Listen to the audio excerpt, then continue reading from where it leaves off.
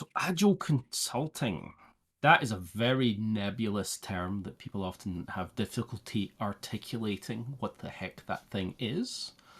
I have my approach to Agile Consulting. There's a number of different parts to it. Probably the main part again is talking to people, helping people understand that there are other options to the way they do things. People kind of get locked. Quite often, people get locked into one framework like Scrum or Kanban, and they don't realize that there's not really anything making them do that one thing. There's actually lots of choices in that story. What are the strategies that you need in order to be successful at building products, at delivering whatever it is that you're delivering as an organization? And there's often quite a loose connection.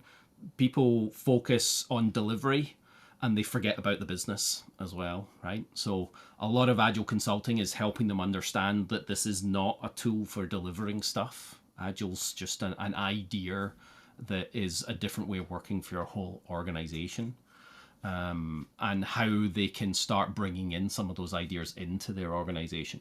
So it's kind of filling that gap between that ideal world that training talks about and the realities of the organization, and where does the organization currently sit on those agile scales, and how do we start moving that needle so that they gain more ability, right?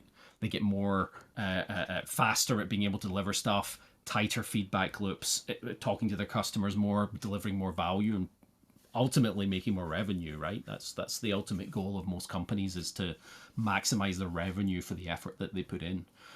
So being able to increase that. So having conversations at different levels in the organizations, whether I'm dealing with teams, right, and helping teams get better at building the product that they're building, or talking to people in middle or leadership teams who are orchestrating that across a much wider audience, either their whole organization or in the professional services environment. So there's a lot of engaging and talking with people, running workshops, right? Helping them not just, there's almost there's two things that workshops are good for, right? Well run workshops. One is that you get the outcome of the workshop, right? That's one. That's only one of the outcomes, but that's quite important. But the other outcome is, do the people that came to the workshop, did they learn anything that can make their work better, right? Did they learn how to run workshops better, how to engage with people better, how to converse with people better and navigate that minefield that's often called the groan zone, that battleground of people not agreeing, right? Which is very common. And how do you navigate that? So building up those skills in people that I work with, and that's a lot of Agile consulting, is finding people in your organization who are the people that need to be the ones that are doing the work, right? Because I can't do it. I'm outside of your company. I can't make changes to your company. That's not possible. It's not possible for a consultant to come and say, here's how you should run your business, go do it, right? That's not how it works. The people in your organization need to be the ones that make the changes, that understand the ideas. And the job of the consultant is to come in and effectively provoke change, help people think differently so they see what it is they need to do next. That's the hard part, right? But also, state of agile reports. I've done those as well. Like, where is our organization currently, right? Lots of organizations are quite large, and perhaps instead of just bringing somebody in to help them, they need to have a conversation first about what is the help we think we need, where are we right now, and where do we want to get to, right? That's an initial conversation.